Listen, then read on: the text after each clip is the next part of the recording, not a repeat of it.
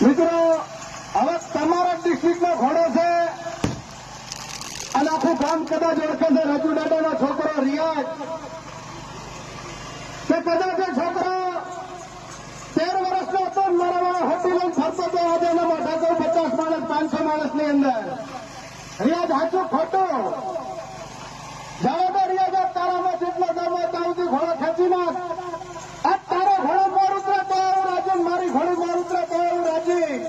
આપણે તો કોઈ ના તે કોઈ દૂધ ખાધું હોય ને મેં ખાધું હોય ને કોઈ ઘોડાને ખવડાવ્યું પાંચ જવાને ખબર પડે તો ઘોડો કેટલો જાય છે